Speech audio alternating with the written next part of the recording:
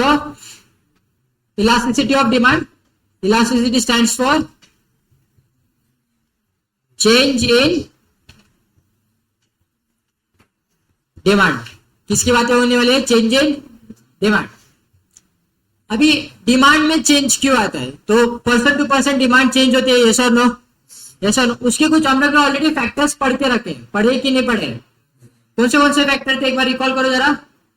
सही, तो प्राइस था, फिर रिलेटेड प्राइस थे, फिर डिस्पोजेबल इनकम मतलब इनकम की बातें हुई थी, फिर टेस्ट एंड प्रेफरेंस की बातें हुई थी, और कंज्यूमर एक्सपेक्टेशंस. ठीक है, तो इसमें से जो फैक्टर्स थे उसमें से 3 फैक्टर्स के ऊपर तो हमें इलास्टिसिटी पढ़नी है. कौन से जरा बताओ? प्राइस, रिलेटेड गुड्स और इनकम.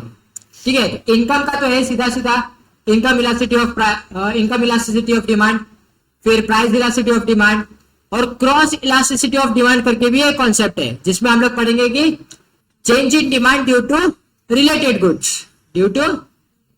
गुड्स, वो हमें वहां पे पढ़ना है. और एक इसमें छोटू सा एक कॉन्सेप्ट है जिसको बोला जाता है एडवर्टाइजमेंट इलास्टिसिटी ऑफ डिमांड. किसकी बात होगी?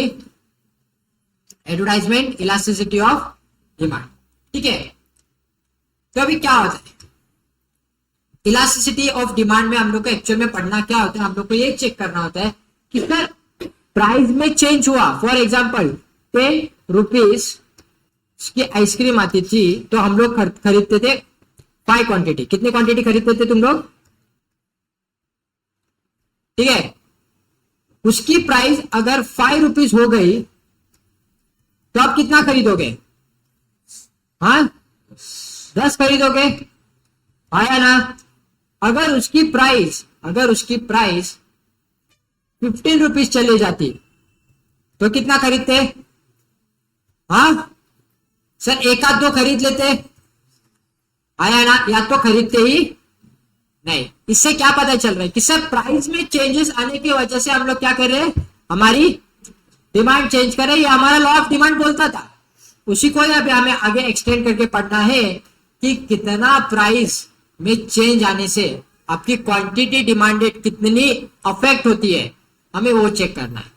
Is it clear? मैंने वापस बताओ एक बार क्या बोला मैंने कि भाई हमें ये चेक करना है कि प्राइस में चेंज आने की वजह से हमारी क्वांटिटी पे क्या इफेक्ट गिर रहा है. मतलब देखो, प्राइस ऊपर या नीचे होगी, प्राइस बढ़ेगी तो डिमांड कम होगी, आया ना? बराबर. फॉर एग्जांपल अगर मैं बोल दूं कि 1 लीटर मिल्क 80 रुपीज का मिलना चालू हो जाएगा, तो ऐसा होने वाला है कि पियोगे ही नहीं अभी दूध, तुम्हारे घर पे दूध का कंजम्पशन होगा ही नहीं. होगा ना?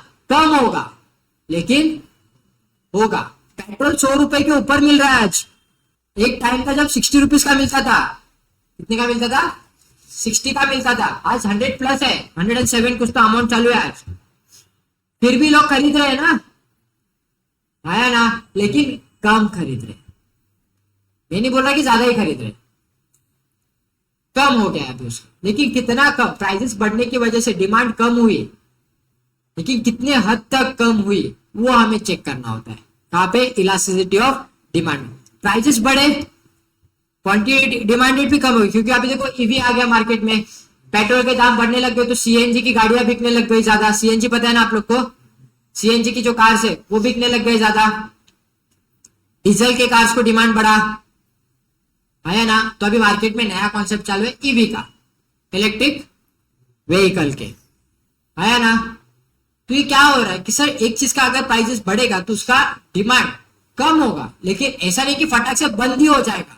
होने वाला है क्या? नहीं, धीरे धीरे कम होगा. जैसे जैसे प्राइस बढ़ेगी वैसे वैसे डिमांड भी इफेक्ट होगा. कल को अगर समझो कि पेट्रोल वापिस से 60 रुपए पे चला गया तो तुमको क्या लगता है लोग क्या करेंगे? वापिस से पेट्रोल की गाड़ियां खरीदना चालू करेंगे ना. क्योंकि एक बात बताता हूं आपको, सबसे जो इफेक्टिव कार रहती है ना पेट्रोल की रहती है. सबसे ज्यादा जिसकी लाइफ रहती है वो पेट्रोल के कार्स का रहता है, सबसे ज्यादा लाइफ रहता है. और सबसे कम लाइफ जो रहता है ना वो सीएनजी वालों का रहता है. जिस गाड़ी में सीएनजी है उसकी लाइफ सबसे कम रहती है. Is it clear? और सबसे सस्ता भी सीएनजी मिलता है. क्लियर है क्या मैं क्या बता रहा हूं? तो इलास्टिसिटी ऑफ डिमांड क्या है? इसे change in demand due to change in price का हम लोग को रेशियो निकालना होता है. क्या निकालना होता है? रेशियो। तो उसका कैलकुलेशन से अलग अलग फॉर्मूला है। देखो यहाँ पे कुछ तो लिखा है, देखो consider following situation as a result of fall in the price of headphones from 500 to 400 quantity, the demand increased from 100 headphones to 150 headphones. अभी क्या हुआ, यहाँ पे प्राइस चेंज हुई, कितने से प्राइस चेंज हुई, 100 रुपीज से क्या हुआ, प्राइसेस कम हुए ना, फटक से क्या हो गया, उसकी डिमांड बढ़ गई। जहां पे लोग 100 डिमांड कर रहे थे, अभी वहां पे कितना, वहां पे 150 की डिमांड आई है। तो मुझे एक बताओ कि चेंज इन प्राइस कितना था, प्राइस कितने रुपए से चेंज हुई, 100। परसेंटेज वाइज बात करूंगा तो कितने परसेंटेज से चेंज हुई प्राइस, कितने परसेंटेज से चेंज हुई है प्राइस, बताओ सर। 100 रुपए चेंज हुए, 100 रुपए से कम हुई ना प्राइस, आया ना, परसेंटेज निकाले आते कि नहीं, आउट ऑफ सर 500 रुपए थे ना सर, 100 रुपए की चीज 100 रुपए चेंज हुए, 500 रुपए में से इंटू 100 करूंगा तो आंसर कितना आ रहा है मेरा, 20% सिर्फ प्राइस चेंज हुई है। प्राइस में चेंजेस कितने परसेंट की आई है, 20, लेकिन डिमांड कितने से बढ़ी है, 50% से। समझ में आया तुम लोग को मैंने क्या बताया अभी तुम लोग को इधर एक एग्जांपल में, क्या हुआ सर, जो प्राइस की जो चेंज था, प्राइस भी चेंज हुआ ना, प्राइस कम हुआ करके तो डिमांड बढ़ा, आया ना, लेकिन प्राइस कितने परसेंट से कम हुआ, सब प्राइस सिर्फ 20% से कम हुआ। कितने टक्के से कम हुआ, 20% से, लेकिन डिमांड कितने टक्के से बढ़ा, 50% से। तो यही हम लोग को स्टडी करना होता है इलास्टिसिटी ऑफ डिमांड में, कि change in demand due to change in price. Demand 50% से बढ़ी, लेकिन प्राइस पे कितना इफेक्ट था उसका, 20% का ही था। प्राइस 20% से कम हुई करके डिमांड 50% से इंक्रीज हुआ। तो अलग अलग क्वेश्चंस में आपको अलग अलग पैटर्न देखने मिलेगा, ठीक है। एक और एग्जांपल है नीचे, एक और एग्जांपल देख लेते हैं। As a result of fall in the price of wheat from 20 per kilogram to 18 kilogram, the quantity demanded increased from 500 kilogram to 520 kilogram, है ना। तो मुझे बता प्राइस में कितना चेंज आया भाई, प्राइस में कितना चेंज आया, 10% ना, है ना। प्राइस कम हुई सर 10% से, कैसे पता चला सर 2 रुपए कम हुए 20 में से, क्या आएगा आंसर इसका, हाँ 10%। तो ये हो गया मेरा 0 0 कैंसिल, 2 1 जा 2 1 जा, तो बचा क्या मेरा खाली 10। सर डिमांड में भी चेंज हुआ है, डिमांड बढ़ी है कि नहीं, कितने से बढ़ी सर डिमांड, 20 से, आया ना। कितना था एक्चुअली, 500 था, इनटू करूंगा क्या आएगा answer, 0 0 get cancel, 0 0 get cancel, 5 1 जा 5 4 जा, तो आंसर क्या आ रहा है मेरा 4%। अभी देखो सब प्राइस यहाँ पे ना, यहाँ पे प्राइस कम ही कम, यहाँ पे प्राइस की जो चेंजेस थी ना वो रिस्पॉन्सिवली डिमांड से कम थी, आया ना।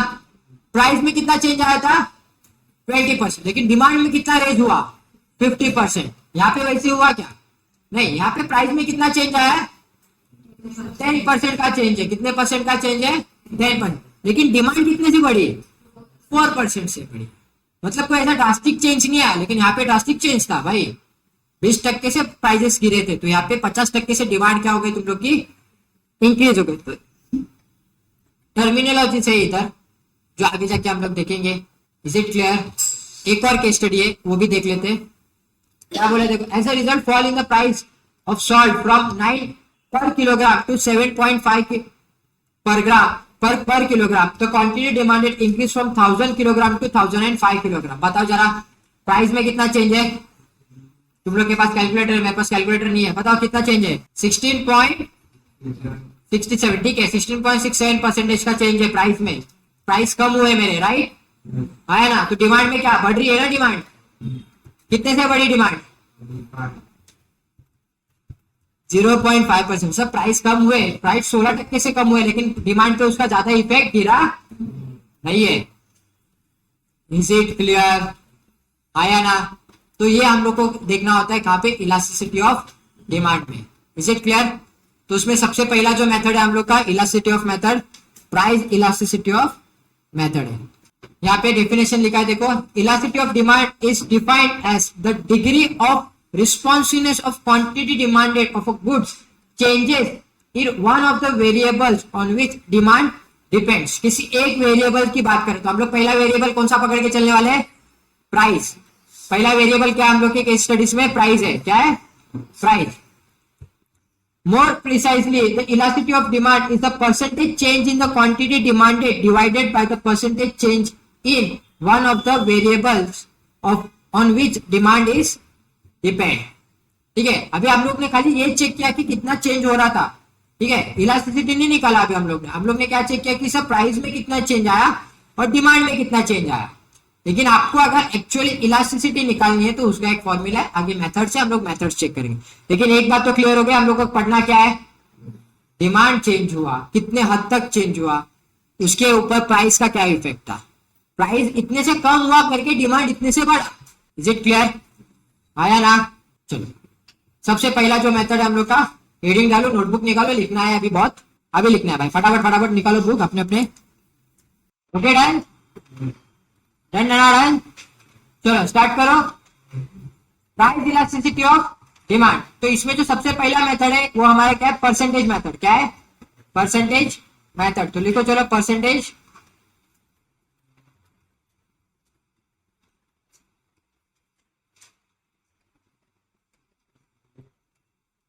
Percentage method. ओके, चलो 2 मिनट के लिए पेन डाउन करो. फॉर्मूला लिख रहा हूं और फॉर्मूला एक्सप्लेन भी करूंगा. तुम लोग को जरा ध्यान दो, यहाँ पे एग्जाम में न्यूमेरिकल्स आने के चांसेस होते हैं गाइस, तो प्लीज ध्यान दो. Percentage method. परसेंटेज मेथड में सबसे पहले तो आप लोग को एक सिंपल सा फॉर्मूला जो हम लोग ने यहाँ पे ऊपर थोड़ी देर पढ़ा था कि सर क्या होता है परसेंटेज. अगर आपको इलास्टिसिटी निकालनी है, प्राइस इलास्टिसिटी ऑफ डिमांड आपको कैलकुलेट करना है, तो आपको ये फॉर्मूला यूज करना पड़ेगा. फॉर्मूला एकदम सिंपल है, percentage change in quantity demanded upon percentage change in price. एकदम सिंपल सा फॉर्मूला है. क्या है भाई? फॉर्मूला एकदम सिंपल सा था. क्या था formula? Percentage change in quantity demanded upon percentage change in price. अगर इसको आप अगर फर्दर डिराइव करो, क्योंकि एग्जाम में आपको हर बार परसेंटेज ही दिया रहेगा, इसकी कोई गारंटी नहीं है. आपको न्यूमेरिकल फॉर्म्स में डेटा भी दिया जा सकता है, तो इसको डेटा में भी कन्वर्ट कर सकते हैं हम लोग. तो डेटा में कैसे कन्वर्ट कर रहे हैं मैं पहले अभी वो एक्सप्लेन करता हूँ. ये एक फॉर्मूला हो गया परसेंटेज के लिए. अगर आपको एग्जाम में डेटा दिया रहेगा, जिसके अभी हम लोग आगे जाके इलस्ट्रेशन सॉल्व करेंगे तो आपको आइडिया आएगा. अगर एग्जाम में डेटा दिया रहेगा तो आपको दूसरा फॉर्मूला यूज करना पड़ेगा, जो अभी मैं डिराइव करूंगा. ये जो फॉर्मूला लिखा है उसमें से ही. अगर परसेंटेज चेंज इन क्वांटिटी की बात कर रहा हूं तो चेंज इन क्वांटिटी लगेगा ना, उसके लिए पहले तो मुझे आया ना. तो इसका क्या बनेगा मेरा, पहले तो चेंज इन क्वांटिटी अपॉन, क्या आएगा मेरा अपॉन में, original quantity. Original quantity into 100. Is it clear? आया ना? तो whole upon the whole upon, यहाँ पे क्या था, change in price, percentage change in price. तो यहाँ पे सबसे पहले तो क्या लगेगा मुझे, चेंज इन प्राइस लगेगा. आया ना? तो change in price upon original price into 100. 100 upon में कैंसिल हो जाएगा. आया ना? तो बचा क्या मेरे पास, change in quantity upon original quantity, the whole upon change in price upon change in original, sorry upon original price. ठीक है, तो अभी फ्रैक्शन डिवाइड हो रहे हैं, तो उसका कैलकुलेशन आगे कैसे होगा, रेसिप्रोकल लेना पड़ेगा. आया ना? बेसिक मैथमेटिक्स है. तो क्या आएगा इधर सॉल्यूशन मेरा, change in quantity upon original quantity into original price upon change in price. आया ना? ये हो गया आपका फॉर्मूला. अभी बस इसको मैं क्या सिंबॉलिक फॉर्म में लिख देता हूं. तो यहाँ पे क्या बातें चल रही है, चेंज की बातें चल रही है. तो चेंज को कैसे डिनोट किया जाता है, किस ट्रायंगल से डिनोट किया जाता है. ठीक है, तो यहाँ पे क्या आ जाएगा मेरा, change in quantity upon quantity original quantity into price upon change in price. ठीक है, तो चेंज दोनों एक साइड में लिखा गया है बुक में, तो हम लोग भी वैसे लिखते थे, change in quantity upon change in price multiply by price upon quantity. Is it clear? तो डेरिवेशन लिखना है, तो ये फॉर्मूला आपको याद रहना चाहिए और ये वाला फॉर्मूला आपको याद रहना चाहिए आपको। ये फॉर्मूला याद रहेगा तो आपको ये फॉर्मूला याद रखने की जरूरत नहीं पड़ेगी, क्योंकि डेरिवेशन मैंने अभी आपको दिखाई दिया। तो चलो लिख लो पहले फटाफट ये सारी चीजें। ओके, सबका ध्यान यहाँ पे रहना चाहिए। मैं एक ही क्वेश्चन सॉल्व करूंगा, आगे के तुम लोग को सॉल्व करने हैं। मैं दोनों वे में सॉल्व करके ट्राई करूंगा, दोनों वे में सॉल्व करके आपको दिखाऊंगा। The price of the commodity decreases from ₹6 to 4। आया ना? पहले तो मतलब प्राइस में चेंज हुआ, आया ना? तो बताओ चेंज इन प्राइस कितना था? चेंज इन प्राइस कितना था भाई? ₹2। तो ओरिजिनल प्राइस कितना था? ओरिजिनल प्राइस था मेरा ₹6। तो ये बातें क्लियर है, आया ना? आगे बढ़ते हैं। The quantity demanded of the good increases from 5 units to 15। अभी पहली बात तो प्राइस डिक्रीज हुआ है, आया ना? अजम्पशन क्या है? लॉ ऑफ डिमांड अप्लाई हो रहा है। ये अजम्पशन पे हम लोग अजम्पशन पे तो डिमांड क्या होने वाले तुम लोग की? इंक्रीज होने वाली है ना भाई? क्यों? क्योंकि प्राइस क्या हो गई है मेरी? कम हो गई है। क्या हो गई है? कम। तो क्या होने वाला है मेरा? चेंज इन क्वांटिटी कितना है? चेंज इन क्वांटिटी कितना है भाई? 5। और ओरिजिनल बराबर। हमारे पास दो फॉर्मूले थे। कितने फॉर्मूले थे?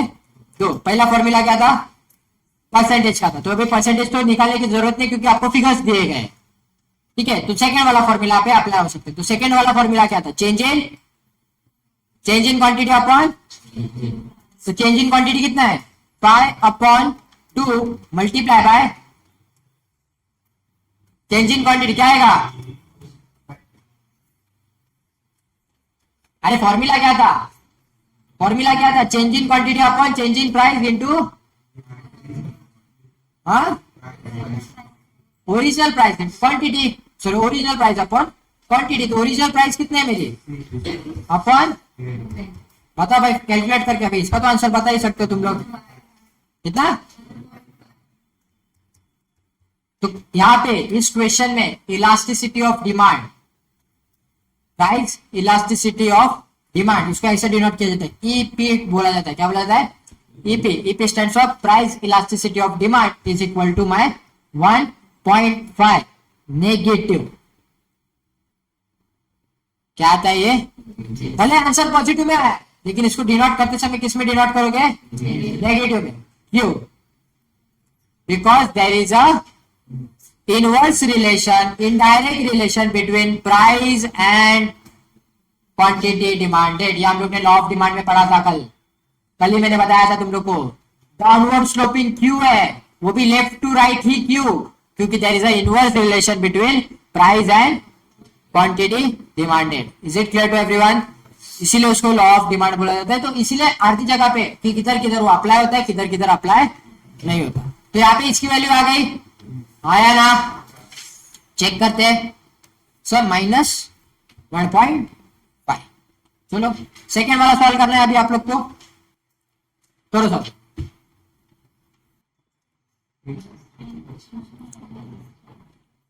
आधे लोग तो अभी भी कंफ्यूज, आधा ही क्वेश्चन दिख रहा है हम लोग को। तो परसेंटेज में बातें की है, मतलब उन्होंने सीधा सीधा बोला है कि भाई 5% क्या हुआ है? प्राइस में चेंज है। और 5% क्या है? सॉरी 15% क्या है? डिमांड में चेंज है। और इलास्टिसिटी क्या है? फॉर्मूला क्या था? पहला formula percentage change in quantity demanded upon percentage change in price. तो क्या आ जाएगा? 15% अपॉन 5%। 100% क्या? 3 लगाने, कैंसिल। आंसर क्या आ गया मेरा? 3 आया। Is it clear to everyone? पक्का? चेक करते एक बार। यहां तक किसी को कोई बात? यहां तक इलस्ट्रेशन क्लियर हो रहे हैं? थर्ड वन सॉल्व करो। चलो आगे बढ़ते। Try this one. Minus sign का बड़ा बोल बोल बोल बोल। त्या मायनसचा अर्थ म्हणजे नेगेटिव्ह नाही आहे. It only indicates there is a inverse relation. याचा अर्थ असा नाही की ती -3 आहे. इथे पुढचा आता क्वेश्चन आहे ना, इलस्ट्रेशन नंबर 4 और 5 आय थिंक. तिथे तुम्हाला कन्फ्यूज करणार ते मायनस साइन.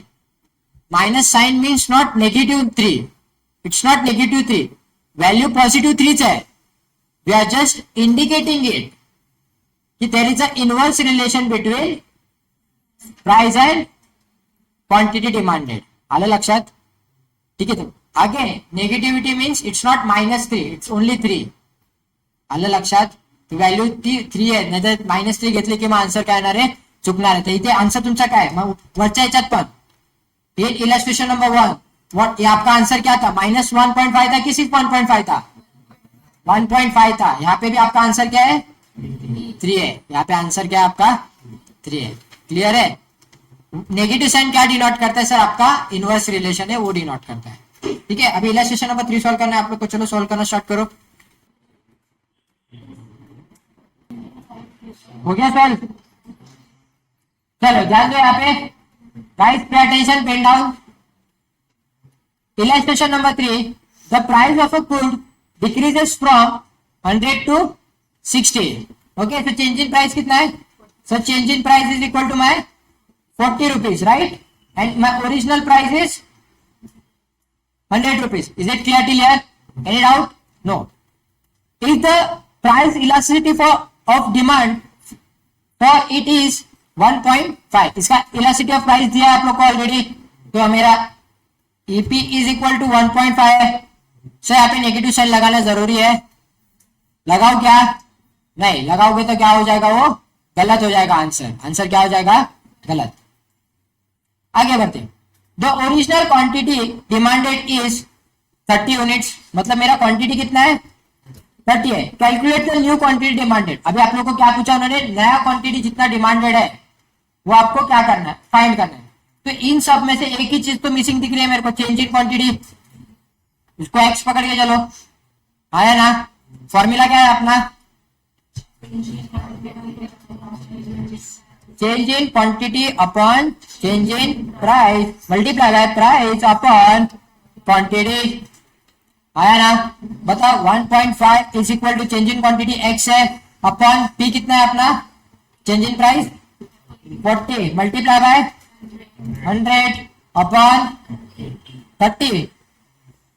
चलो सॉल्व करो. बताओ आंसर क्या आ रहा है? हाँ 80 1 तो ये 18 आ गया. मतलब 18 क्या? इसकी एक्स की वैल्यू आ रही है. एक्स की वैल्यू 18 आ रही है ना यहाँ पे. तो एक्स इज इक्वल टू मेरा 18 आ गया. आया ना? लेकिन एक्स इज इक्वल टू 18 निकाल के छोड़ दू? नहीं. उन्होंने क्या पूछा? उन्होंने क्या चेंज इन क्वांटिटी मांगा है? नहीं, उन्होंने नई क्वांटिटी मंगाई है. तो एक मिनट वापस से आता हूं यहाँ पे. सर यहाँ पे प्राइस गिरा था ना? प्राइस कैसा हुआ पेपर?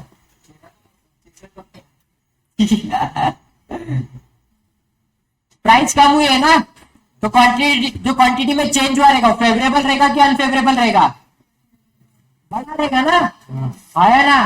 तो आंसर कितना आएगा सर? 40 सॉरी कितना था? 30 था ना? 30 plus 18 that comes out to be 48. So नया जो क्वांटिटी डिमांडेड है वो कितना है? 48 का है. Is it clear to everyone? चलो इलस्ट्रेशन नंबर 4.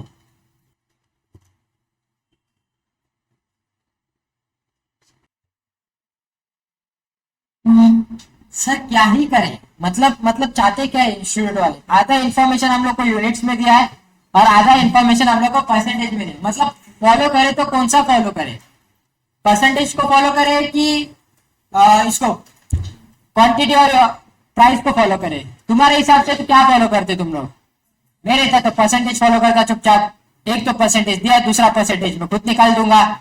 तो किसका परसेंटेज दिया है मुझे? तो परसेंटेज ऑफ प्राइस दिया गया ऑलरेडी. कितना है? 25% है. आया ना? फिर उसके बाद क्या निकालना पड़ेगा मुझे? Percentage of. अभी थोड़ी देर पहले सिखाया था कैसे निकाले. क्या निकालना है? फॉर्मूला क्या है परसेंटेज ऑफ क्वांटिटी का? Change in quantity. तो change in quantity upon quantity into 100. बताओ चेंज इन क्वांटिटी कितना है? 160 अपॉन 800 मल्टीप्लाई बाय 100. जब 0 कैंसिल 0 कैंसिल. 8 1 8 2 जा. आंसर क्या आ रहा है? 20% आ रहा है. कितना परसेंटेज आ रहा है? 20%. फॉर्मूला क्या है? अभी इलास्टिसिटी निकालो. EP is equal to elasticity of price is equal to sir 20 upon 25. आया ना? आंसर क्या आ रहा है? 0.8. ठीक है. सो 0.8 is the correct answer. Last question solve करो। हुआ सॉल्व? क्या है आंसर? 4.2। किसको किसको आया? एक ही लड़की को आया 4.2। हाँ थोड़ा कैलकुलेशन ट्रिकी है इसमें, जरा ध्यान दो अभी यहाँ पे सब लोग। और consumer price 80 units of goods at the price of ₹4। ठीक है, suppose price velocity of demand is 4, -4 लिखा है ना, तो आधे लोग तो इधर ही कंफ्यूज हो गए सर -4 क्या लिखा है, तो माइनस सिर्फ इंडिकेट कर रहा है इनवर्स रिलेशन। ठीक है, यहां तक बातें क्लियर है? ठीक है, तो इलास्टिसिटी ऑफ प्राइस कितना बोला है उन्होंने? ₹4 बोला है, आया ना? फिर और क्या बातें हुई है बताओ जरा। हाँ सर, और हुआ है क्वांटिटी में चेंज हुआ है, आया ना? तो क्वांटिटी कितना है बताओ जरा मुझे। सर ओरिजिनल क्वांटिटी है मेरी 80 और चेंज इन क्वांटिटी है मेरी 20। यहां तक किसी को कोई डाउट नहीं? फिर और क्या बताया मुझे? प्राइस है, प्राइस कितना है मेरा भाई? प्राइस कितना है? ₹4 है। और चेंज इन प्राइस कितना है? चेंज इन प्राइस कितना है? अरे ना तो बोलो कम से कम सर, नहीं दिया है वही तो फाइंड करना है, वही फाइंड करना है ना। इस इक्वेशन से तो क्या निकलने वाला है? चेंज इन प्राइस ही निकल। लेकिन चेंज इन प्राइस का फॉर्मूला क्या होता है? एक्चुअल प्राइस माइनस, बताओ भाई जो नहीं। अभी देखो, एक तो सबसे पहली बात तो क्या होने वाला है तुम लोग का, एक यहाँ पे ध्यान दो जरा। हाँ, new price minus actual price. यहाँ पे वही मैं अभी एक्सप्लेन करने वाला था तुम लोग को कि देखो यहाँ पे क्या हुआ है, तुम लोग का क्वांटिटी बढ़ रही थी कि कम हो रही है? इसका मतलब क्या हुआ? जो नया प्राइस आने वाला है वो ज्यादा रहेगा, है ना? तो चेंज इन प्राइस का फॉर्मूला क्या बनेगा? New price minus old price, है ना? क्योंकि नेगेटिव प्राइस नेगेटिव थोड़ी ना जा सकता है, जा सकता है क्या प्राइस? नहीं। तो यहाँ पे क्या बनेगा मेरा? x minus 4। ओल्ड प्राइस क्या था मेरा? अभी सॉल्व कर सकते हो? अभी सॉल्व हो जाएगा क्या? तो अभी सॉल्व करो। चलो, यही पार्ट ट्रिकी था। ये तो वापिस से एक्सप्लेन करता हूं, बोलो। ये वापिस से एक्सप्लेन करोगे? एक बार करने की जरूरत है तो बोलो, मैं वापिस से एक्सप्लेन करता हूं।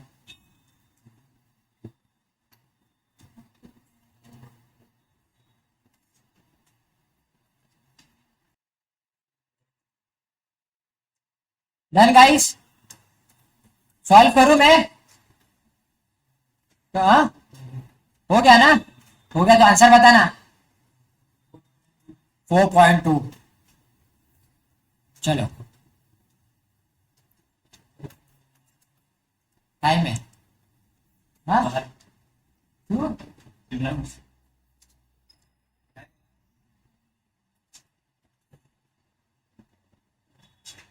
टिफिन आया है मयूर? सुन ना, फिर पनीरची भाजी घेऊन ये ना। पनीर की तरह घेऊन ये सांगतोय। बात से हाँ, चपाती कौन खाएगा फिर? मुर्गा में कहा था, देखा बोल रहा हूँ। हाँ तो चलो बाहर जाते हैं, आधा घंटा रुको।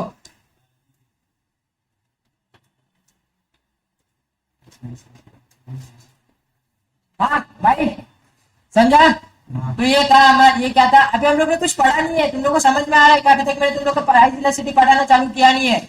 अभी तो सिर्फ वैल्यू निकालना सिखाया तुम लोग को। क्या सिखाना है? क्या सिखाया मैंने तुम लोग को? वैल्यू निकाल रहे हैं अभी अपन साली, किसकी? प्राइस इलास्टिसिटी ऑफ डिमांड की। तो पहला मेथड हो गया कंप्लीट। क्या था पहला मेथड? Percentage method. ठीक है, सेकेंड मेथड लिखो जो इंपॉर्टेंट है तुम लोग का।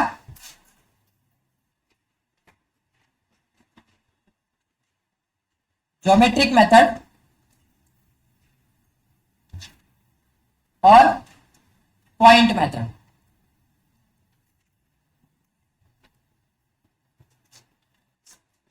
ज्योमेट्रिक मेथड और पॉइंट मेथड। ओके, आगे बढ़े।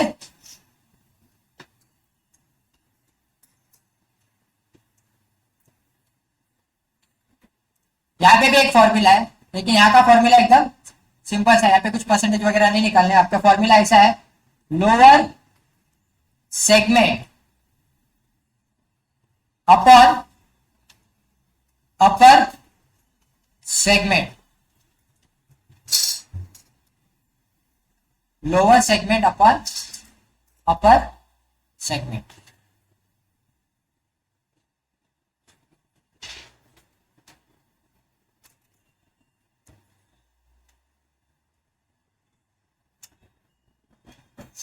ठीक है, तो ये फॉर्मूला समझने के लिए मुझे ग्राफ बनाना पड़ेगा, तो मैं ग्राफ बनाता हूं यहां पे एक पहले।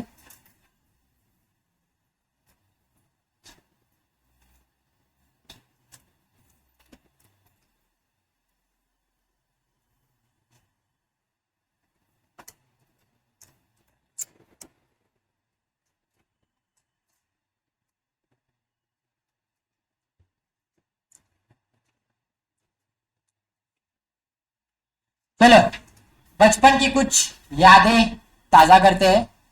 बचपन में कुछ यादें थी क्या तुम लोग की? नहीं की तो अच्छी बात है। सेगमेंट मतलब क्या होता है जरा बताओगे कि मुझे? सेगमेंट क्या होता है? ये मैथ ज्योमेट्री का टर्म है, ज्योमेट्री का टर्म है सेगमेंट। हाँ सीतू बताओ, एनीवन? सेगमेंट बताओ भाई।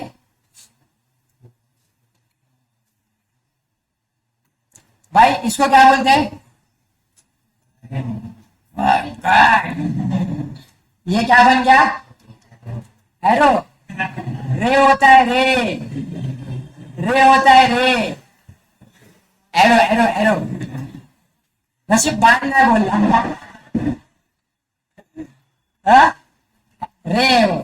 और ये क्या होता है तुम लोग का? हाँ मतलब याद याद याद है, सेगमेंट याद है। ठीक है, तो हम लोग को सेगमेंट स्टडी करने हैं। इसके क्या स्टडी करने हैं?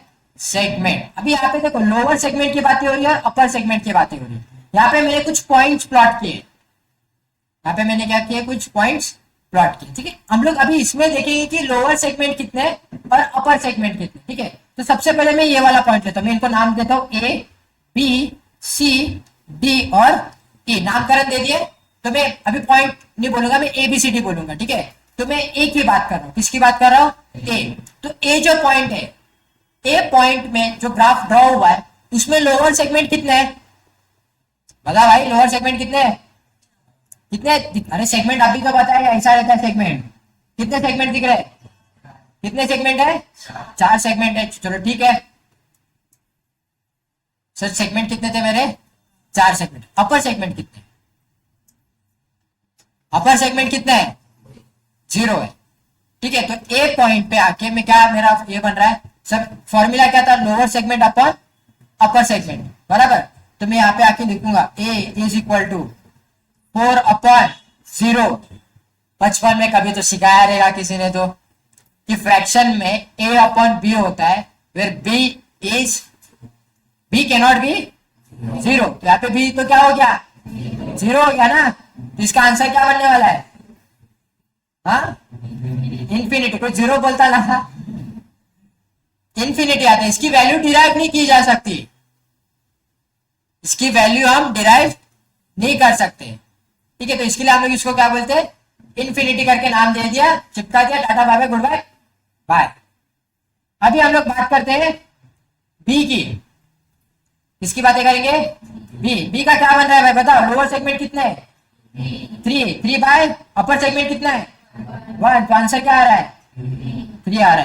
आंसर क्या आ रहा है मेरा? 3 आ रहा है। ठीक है, गायब किधर से हो रहा है? इधर से गायब हो रहा है ना ये। ठीक है, आगे बात करते हैं बी सी की बात कर रहा हूं मैं अभी। किसकी बात कर रहा हूं? सी। तो बताओ सी किधर है? सी इधर बीच में। अपर सेगमेंट कितने हैं? हाँ, C is equal to upper segment 2 and lower segment भी 2 है ना। तो आंसर क्या आ रहा है मेरा? 1 आ रहा है। क्या आ रहा है? 1। आगे बढ़ते हैं, डी की बात करते हैं। किसकी बात चल रही है अभी? डी में अपर सेगमेंट कितने हैं? 3 और लोअर सेगमेंट कितने हैं? ये बोलो ना। 1 अपॉन 3 आ जाएगा ये। आंसर क्या आ रहा है इसका? 0.33 आया ना। आगे बढ़े, बढ़े कि नहीं? बढ़े। चलो फिर आगे, अभी लास्ट बचा है, एक ही पॉइंट बचा है। ई का पॉइंट क्या बचा है मेरा? अपर सेगमेंट कितना है भाई? और लोअर सेगमेंट 0। तो आएगा क्या? 0 अपॉन 4, इसका भी आंसर क्या आता है? इंफिनिटी। ऐसा नहीं बोलूंगा, 0 आता है, बराबर है। 0 can be divide by any number but we can't divide any number by 0। Is it clear? तो यहाँ पे मेरे आंसर्स आ गए, तो यहाँ पे मैं लिख देता हूँ ना सर, यहाँ पे क्या है मेरा, पहले ए पॉइंट पे क्या है मेरा, इंफिनिटी आया, क्या आया मेरा वैल्यू, इंफिनिटी। फिर क्या है मेरा बी पे, सर बी पे क्या था मेरा, 3 था, क्या था 3, और फिर यहाँ पे क्या था 1। Is it clear? फिर यहाँ पे क्या आ रहा है मेरा, हाँ 0.33 आ रहा है, और यहाँ पे क्या आ रहा है मेरा 0। कुछ समझे आज? तभी तो कुछ समझ में आया रहेगा। Sir price elasticity of demand lies between 0 to infinity। Price elasticity of demand lies between 0 to infinity। 0 से स्टार्ट होते हैं, इंफिनिटी तक जाते हैं, वो यही मैं चार्ट बता रहा हूं तुम लोग को। Is it clear? तो देखो स्टार्ट कहां से हो रहा है, 0 से हो रहा है, जहां किधर तक रहा है, इंफिनिटी तक जा रहा है। ठीक है, आया ना? देखो यहाँ पे पहले वैल्यू क्या आई, 0 आई, फिर उसके बाद मोर than 0 but less than 1। 5 situation create हो गए तुम लोग के सामने, हुए कि नहीं? सबसे पहले तो क्या सर, एक तो इलास्टिसिटी क्या होगी, 0, क्या होगी। सेकेंड सिचुएशन क्या थी, it should be more than 0 less than 1, it can be more than 0 less than 1। Third situation क्या थी भाई, is equal to 1, is equal to 1। Fourth situation more than 0 less than infinity, more than 1 less than infinity. And the final situation was sir हम लोग value derive ही नहीं कर सकते, हम लोग क्या नहीं कर सकते, वैल्यू डिराइव ही नहीं कर सकते, इसको बोला जाता है infinity. Is it clear to everyone? अपने मॉड्यूल में भी अभी आ जाता हूँ, मॉड्यूल में दिखा देता हूँ कहाँ पे लिखा है ये सारी चीजें। ये ग्राफ का है, देखो यहाँ पे फॉर्मूला लिखा हुआ है आप लोग का, और उसी फॉर्मूला को यहाँ पे एक्सप्लेन कर देखो। इंफिनिटी आया, इलास्टिसिटी इज मोर देन 1 आया ना, is equal to 1, elasticity is less than 1 and then is equal to 0। बंदा आभारी है कि ना है? Very good. किसी को कोई डाउट यहाँ पे ज्योमेट्रिक में? नहीं ना, पक्का? अभी वो तो लिखना ही है तुम लोग को, उसके साथ एक टेबल दे रहा हूँ, टेबल भी लिखना है।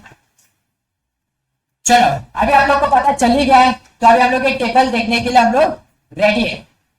ठीक है, मैंने आप लोग को अभी जस्ट बताया कि जो इलास्टिसिटी ऑफ प्राइस है फॉर डिमांड, वो 5 हिस्सों में डिवाइड है, 0, मोर than 0 less than 1, 1 more than 1 less than infinity and last infinity.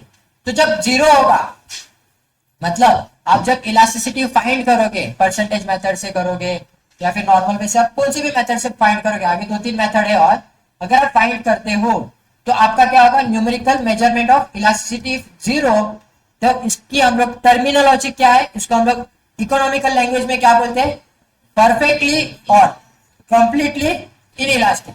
Completely कभी कभी बोला नहीं जाता, लेकिन परफेक्टली इनइलास्टिक बोला जाता है। क्या बोला जाता है उसको, परफेक्टली इनइलास्टिक। तो जो ऊपर हम लोग ने अभी 5 सॉल्व किया, तुम लोग के सामने बुक लेनी चाहिए तुम लोग के ऊपर, ठीक है? तो ऊपर हम लोग ने जो 5 इलास्ट्रेशन सॉल्व किए, उसमें से एक भी एग्जांपल था क्या जिसमें हम लोग को इलास्टिसिटी 0 आ रही थी?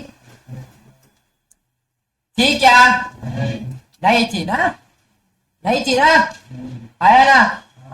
तो थी नहीं तो हम लोग बोल नहीं सकते, लेकिन आगे एग्जाम में आ सकती है। तो एग्जाम में जब आएगा ना तो आपको न्यूमेरिकल पूछा जाएगा, ऑप्शन में आपको ये सारी चीजें टर्मिनोलॉजी दी जाएगी, तो आपको पता रहना चाहिए कि वैल्यू अगर 0 आ रही है मेरी, तो perfectly inelastic is the correct answer. Is it clear? अभी उसका मीनिंग क्या होता है, verbal description, the quantity demanded does not change as the price changes. यहाँ पे इसका मीनिंग क्या होता है, सर कैलकुलेशन सिखा दिया, वैल्यूज बता दे कि 5 वैल्यू होती है, लेकिन वो वैल्यू का मतलब क्या होता है वो बीच वाले टेबल में लिखा है, बीच वाले कॉलम में लिखा है। तो अभी हम वो पढ़ रहे हैं। तो जब आपका इलास्टिसिटी ऑफ डिमांड 0 आएगा, जब आपका इलास्टिसिटी ऑफ डिमांड 0 आएगा, तो change in quantity demanded does not change the, sorry, quantity demanded does not change as price changes. मतलब प्राइस में चेंजेस होने दो, क्वांटिटी डिमांड में चेंज नहीं होगा। फॉर एग्जाम्पल मेडिसिन सस्ती हो जाएगी तो क्या ज्यादा खाओगे? महंगी होगी तो क्या कम खाओगे? नहीं, प्राइस का उससे कुछ लेना देना नहीं है। मेडिसिन जितना डॉक्टर ने बोला है उतना खाना पड़ेगा तो पड़ेगा। Is it clear to everyone? किसी को कोई भी डाउट है? Any doubt? तो पहला पहला पॉइंट क्लियर भाई। अभी ये बहुत इंपॉर्टेंट चीजें बता रहा हूं तुम लोग को मैं, ये बहुत ही इंपॉर्टेंट है क्योंकि इसके ऊपर ही एमसीक्यू पूछे जाएंगे तुम लोग को। तो जब elasticity of demand is equal to 0 होता है तो उसका दूसरा नाम क्या है? Perfectly inelastic. क्या है? Perfectly inelastic. उसका मीनिंग क्या होता है? मीनिंग क्या होता है guys? Quantity demanded does not changes as price changes. Is it clear? Greater than 0, greater than 0 but less than 1। Greater than 0, less than. Second value वही देखी थी, क्या थी अपनी वैल्यू? क्या आई थी? 0.37 समथिंग आई थी कि 33 आई थी? 33 आई थी ना, है ना? उसका क्या मतलब होता है? ऐसे 0 से ज्यादा है लेकिन 1 से कम, मतलब वैल्यू किधर लाई हो रही है? Between 0 and 1। Is it clear? तो उसका उसको क्या बोला जाता है? उसको हम लोग बोलते हैं इनइलास्टिक। उसको क्या बोला जाता है? इनइलास्टिक। Is it clear? और उसका मतलब क्या होता है? The quantity demanded changes by a smaller percentage than a price. मतलब क्या हो रहा है सर यहाँ पे? सर यहाँ पे क्वांटिटी में चेंज हो रहा है। ऊपर वाले में जब 0 था तब क्वांटिटी में चेंज हो ही नहीं रहा था, लेकिन यहाँ पे क्वांटिटी में चेंज आ रहा है, लेकिन उतना नहीं आ रहा है जितना प्राइस में आ रहा है। आप अगर परसेंटेज कंपेयर करोगे तो क्वांटिटी चेंज का जो परसेंटेज है वो हमेशा कम रहेगा, किससे? प्राइस से। Is it clear? आया ना? पक्का समझ रहा है? जाके देखो अभी आपने 5 एग्जांपल जो सॉल्व किया हम लोग ने, उसमें से कोई एक है क्या इसमें का? हाँ, वो थे ना? क्या वैल्यू डिराइव हुई है वहां पे? हाँ, 0.8 आया ना? तो वो क्या डिनोट करता है तुम लोग का? It is a inelastic. उस सिचुएशन में क्या हुआ है? क्वांटिटी में चेंज हुआ है और प्राइस में भी चेंज हुआ है, लेकिन आप कंपेयर करोगे तो क्वांटिटी में जो चेंजेस आए वो लेसर है as compare to change in price. Is it clear? आया ना? दोनों बातें क्लियर है? क्लियर है कि नहीं? 1, इसको हम लोग बोलते हैं यूनिट इलास्टिसिटी। इसको हम लोग क्या बोलते हैं? यूनिटरी भी बोला जाता है कभी कभी। यूनिट मतलब क्या?